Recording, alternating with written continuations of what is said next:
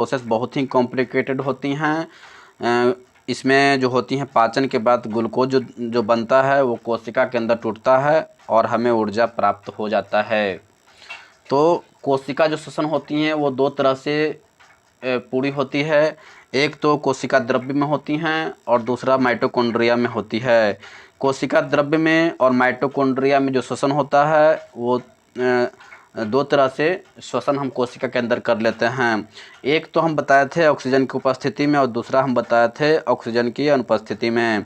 Mitochondria में जो श्वसन होती हैं वो ऑक्सी श्वसन होती हैं, मतलब ये कि ऑक्सीजन की उपस्थिति में श्वसन होती हैं, जबकि कोशिका द्रव्य में जो श्वसन होता है वो बिना ऑक्सीजन के होता है। तो कोशिका के अंदर जो होती हैं माइटोकॉन्ड्रिया और कोशिका द्रव्य होती हैं उसमें श्वसन होती हैं। कोशिका द्रव्य में जो श्वसन होती हैं उन ऑक्सीजन की अनुपस्थिति में होती हैं, जबकि माइटोकॉन्ड्रिया में जो श्वसन होती हैं वो ऑक्सीजन की उपस्थिति में होती है। ये भी बताया था कि बीज का अंकुरन जीवाणु और यीस्ट में अनॉक्सी श्वसन होती हैं और कोशिका द्रव्य में अनॉक्सी श्वसन के फलस्वरूप 4 एटीपी का निर्माण होता है, 4 एटीपी बनता है, जिसमें 2 एटीपी जो होता है ग्लूकोज को तोड़ने में खर्च कर दिए होते हैं और शेष 2 एटीपी बचता है वो मुझे प्रॉफिट होता है। यही बताए थे ग्लाइकोलाइसिस के बाद क्रेब्स चक्र चलता है जिसके फलस्वरूप ही हमें एटीपी मिला था और इस ग्लाइकोलाइसिस तथा क्रेब्स चक्र की कड़ी को क्या बोले जाती हैं? इस ग्लाइकोलाइसिस और क्रेब्स चक्र की कड़ी को हम लोग क्या नाम दिए थे? एसिटाइल CA के नाम दिए थे। फिर माइटोकॉन्ड्रिया में श्वसन हम बताए थे। माइटोकॉन्ड्रिया में श्वसन ऑक्सीजन की उपस्थिति में श्वसन होता है। क्या होता है? ऑक्सीजन की उपस्थिति में श्वसन होती हैं। माइटोकॉन्ड्रिया में होने वाले चक्र होती हैं उसे क्रेब्स चक्र बोले जाती हैं। इसकी खोज क्रेब्स नामक वैज्ञानिक ने किया था, अल्टमैन ने संज्ञा नाम दिया था। और क्रेब्स चक्र के फलस्वरूप कोशिका द्रव्य में हुए ग्लाइकोलाइसिस के फलस्वरूप 2 पायरुविक अम्ल जो होती हैं वो माइटोकॉन्ड्रिया में भेजा जाती हैं और माइटोकॉन्ड्रिया में इसे पूर्ण अपघटन होती हैं। एक पायरुविक अम्ल के अपघटन होता है 18 एटीपी बनता है, तो 2 पायरुविक अम्ल के अपघटन होगा। अपघटन में तोड़ना होता है। अगर 2 पायरुविक अम्ल टूटेगा तो 18 दूना के 36 यानी 36 एटीपी का फायदा होगा। 36 एटीपी कहाँ बना? माइटोकॉन्ड्रिया में बना। माइटोकॉन्ड्रिया में बना तो 36 एटीपी क्रेब्स चक्र के द्वारा बनेगा और 2 एटीपी ग्लाइकोलाइसिस जो हुआ था उसमें 2 एटीपी का फायदा हुआ था। यानी कुल मिला के आप बता पाओगे कि एक ग्लूकोज जब टूटेगा तो हमें 38 एटीपी का फायदा होगा। तो क्रेब्स चक्र के बाद क्या निकलेगा? CO2 निकलेगा। वो CO2 क्या होता है? नाक के द्वारा बाहर हम फेंक देते हैं। फेफड़ा में जो श्वसन होती हैं उसे बाह्य श्वसन बोलती हैं और जो कोशिका के अंदर जो श्वसन होती हैं उसे आंतरिक श्वसन बोलते हैं। इतना चीज़ हम श्वसन तंत्र को कंप्लीट कर दिए थे। आपसे अनुरोध है, विनम्र अनुरोध है कि आप उस वीडियो को अच्छा तरह से कवर करें ताकि आपको समझने में कोई तरह की दिक्कत ना हो पाए। आप आसानी से किसी भी एग्ज़ाम को क्रैक कर सकते हैं, इसकी गारंटी हम देते हैं। चलिए परिसंचरण तंत्र जो कि आज का पार्ट है उसे मैं बताने का समझाने का प्रयास करता हूँ। जो पार्ट फर्स्ट जो है परिसंचरण तंत्र है, इसको अंग्रेजी में बोला जाती है सर्कुलेटरी सिस्टम। क्या बोला जाता है? सर्कुलेटरी सिस्टम बोला जाता है। यानी परिसंचरण तंत्र को कहीं कहीं क्या बोला जाती हैं? सर्कुलेटरी सिस्टम बोला जाती हैं अंग्रेजी में। ये पार्ट फर्स्ट बन रहा है। सबसे पहले परिसंचरण तंत्र को हम डिफाइन करते हैं कि भाई परिसंचरण तंत्र होता क्या है। तो परिसंचरण तंत्र को समझने के लिए, क्योंकि इसमें तंत्र लगा हुआ है, जैसा कि आप जानते हैं, क्या आप जानते हैं कि तंत्र जब लगा हो, सिस्टम जब लगा हो, तो इसका मतलब ये होती हैं कि उसके अंदर जो काम होता है वो एक ऑर्गन का नहीं होती हैं, बहुत सा ऑर्गन काम जब बहुत सा ऑर्गन जब काम में भाग लेते हैं तभी वो कार्य संपन्न होता है। यानी कि परिसंचरण तंत्र में हम लोग बहुत सा ऑर्गन मिल करके, यानी जो परिवहन करेगा वो जो परिवहन करेगा, तो परिवहन करने में जो ऑर्गन साथ देंगे उसे ही तंत्र बोला जाती हैं। और इसका जो रेस्पॉन्सिबिलिटी लेते हैं परिसंचरण करने के लिए, परिवहन करने के लिए, तो उसे क्या बोला जाती हैं? परिसंचरण तंत्र बोला जाता है। यानी कि ऑक्सीजन हुआ, CO2 हुआ, ब्लड हुआ, लिम्फ हुआ, इसको परिवहन करना है। परिवहन मतलब क्या होता है कि एक स्थान से दूसरे स्थान तक ले जाना। क्या एक स्थान से दूसरे स्थान तक ले जाना। अब भाई बॉडी है, शरीर है, तो शरीर में अगर ब्लड को एक स्थान से दूसरे स्थान तक ले जाया जाना चाहिए या नहीं जाना चाहिए? बिल्कुल। हाँ, ब्लड जो है उसको एक स्थान से दूसरे स्थान तक कैसे जाएगा? उसमें कुछ प्रेशर होगा, प्रेशर के जरिए जाएगा, कुछ प्रेशर के जरिए नहीं जाएगा। कुछ के शरीर में क्या होती हैं, ऐसी ब्लड दौड़ते रहता है। कुछ के शरीर में क्या होती है, उसमें प्रेशर डाला जाता है और तभी ब्लड जो होती हैं पूरे शरीर में जाता है। ऑक्सीजन जो होती है, ऑक्सीजन की चर्चा हम श्वसन तंत्र में, CO2 की चर्चा हम श्वसन तंत्र में कर रखे हैं। यानी ऑक्सीजन जो हम ग्रहण करते हैं फेफड़ा में, जब ब्लड मिलता है, शुद्ध होता है, और शुद्ध होने के बाद जो होती हैं ये एक स्थान से दूसरे स्थान ले जाने के लिए कुछ ऑर्गन साथ देते हैं, और जिसे हम परिसंचरण तंत्र के नाम से जाना जाता है। इसका मतलब आप क्या समझे? इसका मतलब आप ये समझे होंगे कि ऑक्सीजन है या कार्बन डाइऑक्साइड है या ब्लड है या लिम्फ है, जिसे हम लसिका बोलते हैं, इसको परिवहन करना है तो परिवहन करने की गारंटी कौन लेता है? जो अंग जो परिवहन के लिए परिवहन करने के लिए गारंटी लेता है, तो उसे तंत्र को हम क्या बोलते हैं? परिसंचरण तंत्र बोलते हैं। यानी कहने का मतलब ये हुआ कि जब ऑक्सीजन और ब्लड जो है, ब्लड को कौन ढोएगा? एक स्थान से दूसरे स्थान तक कौन ढोएगा? कोई तो होगा, कोई तो इसकी जिम्मेदारी लेगा जो एक स्थान से दूसरे स्थान तक पहुंचा सके। तो इस परिवहन करने के लिए जो ऑर्गन साथ देगा, वो तंत्र जो होगा वो परिसंचरण तंत्र होगा। अब हम मानव की बात कर लेते हैं। तो मानव में रक्त और लसिका परिसंचरण तंत्र कौन करता है? मानव में परिसंचरण तंत्र जो करता है वो रक्त और लसिका करता है। यानी मानव में जो परिसंचरण करेगा वो रक्त और लसिका के द्वारा परिसंचरण होगा। आप याद रखेंगे। अब हम सर्कुलेटरी सिस्टम कितने तरह के होता है, परिसंचरण तंत्र कितने तरह के होता है, उसे हम समझने का प्रयास करते हैं कि सर्कुलेटरी सिस्टम जो होती हैं वो कितने तरह से होता है। तो सर्कुलेटरी सिस्टम को याद रखेंगे, ये 3 तरह के होता है, जिसे हम open blood circulatory system, close blood circulatory system और तीसरा मिक्स ब्लड सर्कुलेटरी सिस्टम बोला जाता है। यानी आप ये समझे कि सर्कुलेटरी सिस्टम में ब्लड का इम्पोर्टेंट रोल होता है। यानी ब्लड, मानव की जब हम बात करेंगे तो मानव में जब हम बात करेंगे तो रक्त और लसिका का ही हम काम करेंगे, रक्त और लसिका को ही ढोने और ढवाने का काम करेंगे। क्योंकि रक्त में ऑक्सीजन जाएगा तब तो वो शुद्ध होगा, और शुद्ध ऑक्सीजन जाएगा तो शुद्ध होगा, और ऑक्सीजन नहीं जाएगा तो वो अशुद्ध होगा। जहाँ पर कार्बन डाइऑक्साइड जाएगा, ब्लड में जब कार्बन डाइऑक्साइड रहता है तो वो अशुद्ध रहता है, और ब्लड में जब ऑक्सीजन चला जाती है तो क्या हो जाता है? शुद्ध हो जाता है। तो मानव में जब हम बात कर रहे हैं तो रक्त और लसिका इम्पोर्टेंट रोल निभाता है परिसंचरण तंत्र करने के लिए, याद रखेंगे। और ये 3 तरह के हम देख लिए, ओपन ब्लड हम देख लिए, क्लोज ब्लड देख लिए और मिक्स ब्लड हम देख लिए। ये 3 तरह की जो होती हैं सर्कुलेटरी सिस्टम, इसमें आप समझिए कि ओपन ब्लड के नाम से ही आप जान रहे होंगे कि ओपन ब्लड मतलब क्या हुआ। ब्लड जो है बिल्कुल पूरे शरीर में रहेगा, पूरे शरीर में हर जगह ब्लड रहेगा, और इसको प्रेशर की आवश्यकता है क्या? इसको प्रेशर की आवश्यकता नहीं पड़ेगा। ठीक है, क्यों नहीं पड़ेगा? क्योंकि इसमें प्रेशर होता ही नहीं है। जब प्रेशर नहीं रहेगा तो ये ओपनली ब्लड क्या होगा, पूरे शरीर में रहेगा। जैसे आप तेलचट्टा की बात करेंगे या घोंघा, तेलचट्टा क्या होती हैं? ऑर्थोपोडा है, और घोंघा क्या है? मोलस्का है। क्या घोंघा का क्या है? मोलस्का है। जब हम फाइलम पढ़ेंगे तो इसको अच्छी तरह समझाने का आपको प्रयास करेंगे। तो इसमें क्या होता है, बिना प्रेशर होती हैं। तेलचट्टा को आप देखिएगा, मारिएगा तो तेलचट्टा का जो ब्लड में उतना प्रेशर नहीं रहता है। अगर तेलचट्टा को काटिएगा तब आपको ब्लड में कोई प्रेशर दिखेगा ही नहीं, क्योंकि उसमें प्रेशर होता ही नहीं है। उसी तरह घोंघा को भी मारिएगा तो आप प्रेशर उसमें नहीं देखिएगा, आराम से ब्लड गिरते हुए प्रतीत होंगे आपको, क्योंकि उसमें प्रेशर होता ही नहीं है।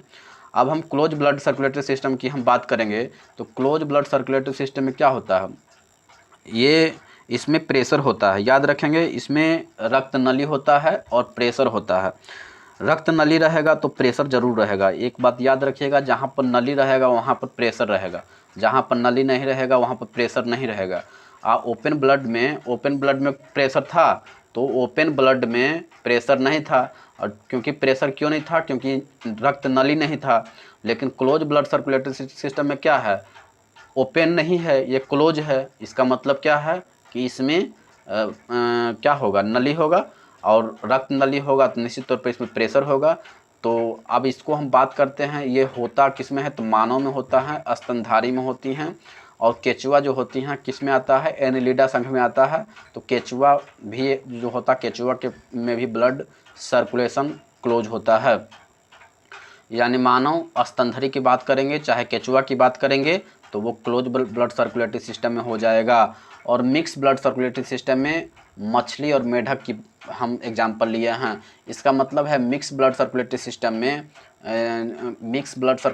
में क्या होगा कि इसमें दोनों होगा, ओपन भी रहेगा और क्लोज भी रहेगा। आप मछली को देखे होंगे, मछली के जो मुंह वाला भाग होते हैं वहाँ पर क्या होती हैं, मुंह वाला भाग अति कीजिएगा तो वहाँ पर आपको ब्लड में प्रेशर दिखेगा। जब आप मछली को काटते हैं तो देखते हैं कि फचाक दबर ब्लड छोड़ता है। क्यों फचाक दबर ब्लड छोड़ता है ना, क्यों, क्योंकि उसमें क्या होता है, प्रेशर होता है। तो और वही पूँछ वाला भाग में प्रेशर नहीं होता है, क्योंकि वहाँ पर नली नहीं होता है। मछली को पूँछ वाले भाग में जब काटिएगा मछली को, तो वहाँ पर नली नहीं रहता है, वहाँ पर, क्योंकि वहाँ प्रेशर नहीं रहता है, तो वहाँ पर नली नहीं रहेगा।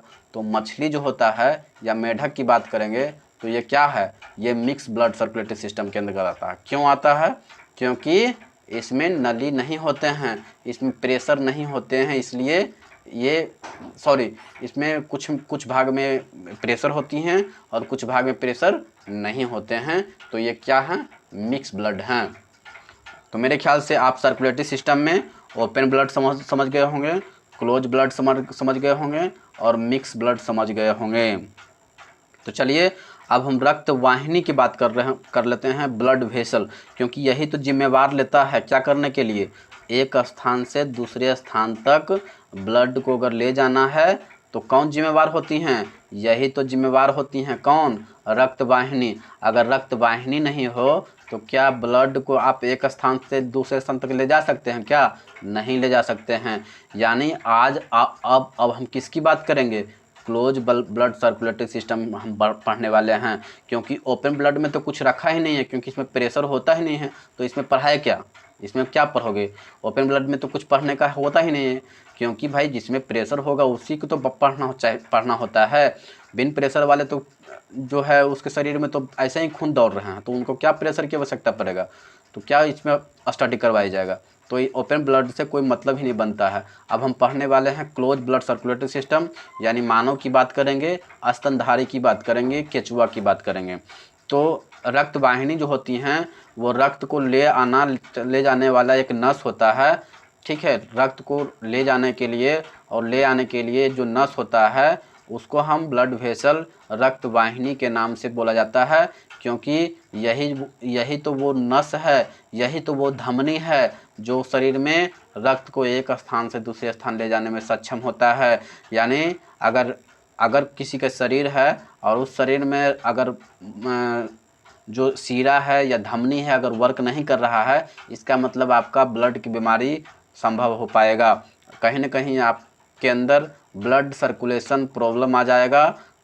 कहीं कहीं डॉक्टर बोलते हैं नस ब्लॉक हो गया है, इसका मतलब क्या है, आपका नस काम नहीं कर रहा है। नस काम नहीं करने का मतलब क्या बनता है कि ब्लड जो दौड़ना चाहिए वो आपके शरीर में दौड़ रहा है क्या, नहीं दौड़ रहा है।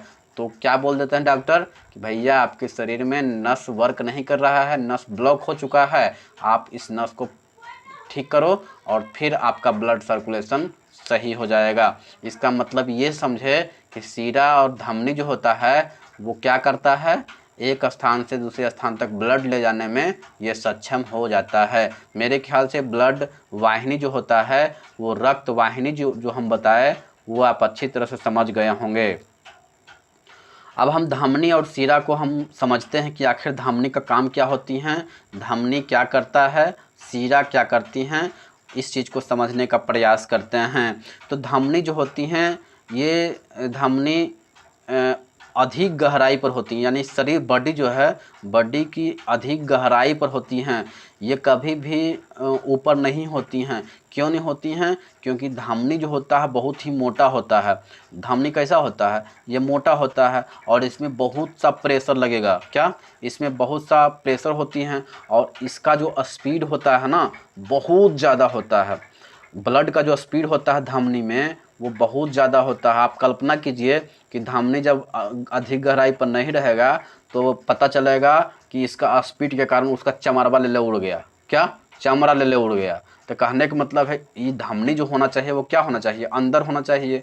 बहुत अंदर नहीं रहेगा तो ये चिट फाड़ देगा ना ब्लड, क्योंकि इसके अंदर जो ब्लड का जो स्पीड होता है वो बहुत ज़्यादा होती हैं, क्योंकि प्रेशर बहुत ज़्यादा होता है। तो याद रखेंगे कि धमनी शरीर के अधिक गहराई पर होगा और क्योंकि इसमें स्पीड बहुत ज़्यादा होता है इसलिए ये अधिक गहराई पर होगा और इसका जो दीवार होता है बहुत ही मोटा होता है। अब क्यों मोटा होगा आप समझ गए होंगे कि भाई अगर मोटा नहीं होगा तो क्योंकि इसमें स्पीड है और मोटा नहीं रहेगा तो क्या करेगा? वो चमड़ा जब मोटा नहीं रहेगा तो क्या करेगा? उसको चमड़ा का फाड़ देगा, क्योंकि उसमें स्पीड बहुत ज़्यादा है। तो आप समझ रहे होंगे कि धमनी का जो दीवार है वो मोटा क्यों होना चाहिए? क्योंकि उसका ब्लड का जो स्पीड है वो क्या है? बहुत ज़्यादा है। क्या? बहुत ज़्यादा है। अब धमनी का रंग कैसा होता है? तो याद रखेंगे धमनी का रंग लाल होता है। ये सब क्वेश्चन पूछा जाता है। धमनी में क्या कपाट होते हैं? तो धमनी में कपाट नहीं होते। याद रखेंगे धमनी में कपाट नहीं होते हैं। अब ये रक्त को इसमें धमनी में जो होता है वो ब्लड क्या कैसा होता है? शुद्ध होता है या अशुद्ध होता है? तो याद रखें धमनी में जो ब्लड होता है वो कैसा होता है? शुद्ध होता है। क्या होता है? शुद्ध ब्लड होती हैं। यानी कि जहाँ जहाँ धमनी आएगा तो समझ जाइएगा कि ये कैसा ब्लड है? शुद्ध ब्लड है। कैसा ब्लड है? शुद्ध ब्लड है। और शुद्ध ब्लड जो होती हैं वो शरीर की तरफ जाएगा या हृदय की तरफ जाएगा? तो भाई हृदय से शरीर की तरफ जाएगा ना, क्योंकि शुद्ध ब्लड शरीर में भेजो। क्या? शुद्ध जो ब्लड रहेगा वो हृदय से शरीर में भेज दो, तो शुद्ध जो होगा वो हृदय से शरीर में पूरे शरीर में ब्लड चल जाएगा। क्या? कहाँ जाएगा? हृदय से, यानी हार्ट से पूरे शरीर में ब्लड चला जाएगा। यानी धमनी जहाँ जहाँ होगा वहाँ वहाँ शुद्ध ब्लड होगा और इसका ये कहाँ से कहाँ तक जाएगा? ये हृदय से यानी हार्ट से शरीर की ओर चला जाएगा। समझ में आ गया होगा। मेरे ख्याल से आप समझ गए होंगे कि धमनी कहाँ होती हैं? ये शरीर के अधिक गहराई पर होती हैं। क्या इसमें स्पीड होती हैं? हाँ बिल्कुल, इसमें बहुत सा स्पीड होता है सर। क्यों होता है सर? क्योंकि इसका जो दीवार होता है बहुत मोटा होता है। क्योंकि जब स्पीड रहेगा तो मोटा नहीं रहेगा तो ये तो फाड़ देगा उसको। ठीक है, तो इसका दीवार कैसा होता है? इसका दीवार मोटा होता है। इसका रंग कैसा होता है? तो लाल होता है। क्या? रंग लाल होता है। अब इसमें कपाट भी होते हैं क्या? तो नहीं, धमनी में कपाट नहीं होती हैं। अब ये अशुद्ध ब्लड होता है या शुद्ध ब्लड होता है? तो याद रखेंगे इसमें शुद्ध ब्लड होता है। लेकिन आप फुफ्फुस धमनी जो होती हैं ये अशुद्ध होते हैं। फुफ्फुस धमनी जो होती हैं, क्योंकि फुफ्फुस क्या होता है? हम फुफ्फुस धमनी जो बताया उसमें तो शुद्ध होता है, लेकिन यहाँ पर धमनी लिखा हुआ है लेकिन फिर भी हम बोल रहे हैं अशुद्ध है। आखिर बात क्या है? तो याद रखेंगे फुफ्फुस धमनी में अशुद्ध होता है। और अब क्यों होता है इसको हम थोड़ा देर में हम बताएंगे आपको कि फुफ्फुस धमनी में अशुद्ध क्यों होता है। ये अपवाद नहीं है, बहुत लोग इसको अपवाद मानते हैं कि फुफ्फुस धमनी अशुद्ध रक्त को रखती है, क्योंकि अब क्यों रहती है अशुद्ध, इसमें क्यों रहता है थोड़ा देर में हम ज़रूर इसमें बात करेंगे। अभी हम फिर सीरा की बात कर लेते हैं। अब सीरा को इंग्लिश में वेन बोला जाती हैं और धमनी को इंग्लिश में क्या बोला जाती हैं? आर्टरी। क्या बोला जाती हैं? धमनी को आर्टरी बोलते हैं और सीरा को क्या बोलते हैं? सीरा को बोलते हैं वेन। क्या? सीरा को क्या बोलते हैं? वेन। जो छोटी सीरा होती हैं उसको वेनलेट बोलते हैं और सीरा को क्या बोलते हैं? वेन बोलते हैं। वेन जो कहाँ होती हैं? शरीर के हर जगह, माने शरीर के जितने ही बाहरी पार्ट है वहाँ पर आपको क्या दिखाई पड़ रहा होगा? सीरा, वेन, नस दिखाई पड़ रहे होंगे। तो ये क्या अधिक गहराई पर रहना संभव है क्या? नहीं, ये अधिक गहराई पर नहीं भी रहेगा तो चलेगा, कम गहराई पर रहेगा तो भी ठीक है, क्या कम गहराई पर रहेगा, इसका मतलब इसमें स्पीड कम भी रहेगा तो चलेगा, क्योंकि इसमें स्पीड कैसा होना चाहिए, इसमें स्पीड कम रहेगा, क्योंकि इसका दीवार क्या होता है, पतला होता है, दीवार इसका क्या होता है, पतला होता है, तो इसमें स्पीड क्या होगा, कम रहेगा। इसका रंग कैसा होगा, तो हल्का नीला होगा। याद रखेंगे, शीरा का जो रंग होता है वो हल्का नीला होता है। क्या इसमें कपाट होता है, तो नहीं, बिल्कुल कपाट होता है, शीरा में कपाट होता है। और इसमें जो होता है शीरा में, क्या ब्लड कैसा होता है, तो ब्लड जो होता है वो अशुद्ध होता है। शीरा में जो ब्लड होता है वो कैसा होता है, अशुद्ध होता है। शीरा में ब्लड कैसा होती हैं, अशुद्ध होती हैं। अशुद्ध ब्लड कहाँ होता है, अशुद्ध ब्लड में कार्बन डाइऑक्साइड होती हैं। अशुद्ध ब्लड में क्या होती हैं, कार्बन डाइऑक्साइड की मात्रा होती हैं। अब इसको शुद्ध करने के लिए ऑक्सीजन मिलाना पड़ेगा। ऑक्सीजन मिलेगा कहाँ, लंग्स में। ऑक्सीजन कहाँ मिलेगा, लंग्स में, यानी हृदय के पास लंग्स होता है, यानी हृदय से शरीर से हृदय में आएगा। शरीर से हृदय में क्यों आएगा, शुद्ध होने के लिए हृदय में आएगा, क्योंकि जो ब्लड अशुद्ध होता है वो शरीर में होती हैं, और वही ब्लड कहाँ जाती हैं, शुद्ध होने के लिए जाती हैं हार्ट में। क्या, शुद्ध होने के लिए जाते हैं हार्ट में। इसका मतलब है कि शीरा में जो होती हैं अशुद्ध ब्लड, और वो जो ब्लड है वो शुद्ध होने के लिए जा रहा है, इसलिए वो शरीर से हृदय में रक्त जाएगा। ब्लड कहाँ जाएगा, शरीर से हृदय में जाएगा। अब एक जो होता है धमनी शीरा, क्या, धमनी शीरा, फुफ्फुस बताए थे, इसमें तो शुद्ध होता है, और शीरा में अशुद्ध बोल रहे हैं। लेकिन फिर यहाँ पर हम शुद्ध क्यों लिखे हैं, कि धमनी शीरा में शुद्ध रक्त होगा, धमनी शीरा में शुद्ध रक्त होगा। और लोग कहीं कहीं अपवाद लिख देते हैं कि ये तो अपवाद है। ये अपवाद नहीं है, आपको प्रत्यक्ष बताएंगे, हम फिगर के साथ ड्रॉ करेंगे कि ये अपवाद नहीं है, ये तो हकीकत है। जो कि लोग क्या बोलते हैं, ये अपवाद है।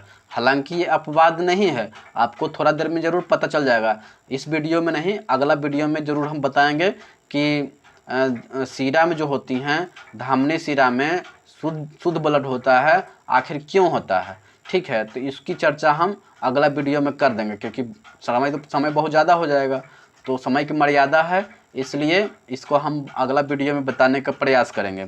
तो आपको समझ में आ गया होगा सर्कुलेटरी सिस्टम का, यानी परिसंचरण तंत्र का पार्ट फर्स्ट जो हम बता रहे हैं। इस जितना बात बताए, ऑक्सीजन का काम क्या होती हैं, ब्लड का काम क्या होती हैं, लिम्फ क्या करती हैं, परिवहन करने के लिए जो तंत्र की आवश्यकता होती है उसको क्या बोलते हैं, ये बताने का प्रयास किए। मानव में परिसंचरण तंत्र होती हैं रक्त लसिका के द्वारा, इसके समझाने का प्रयास मेरा रहा था।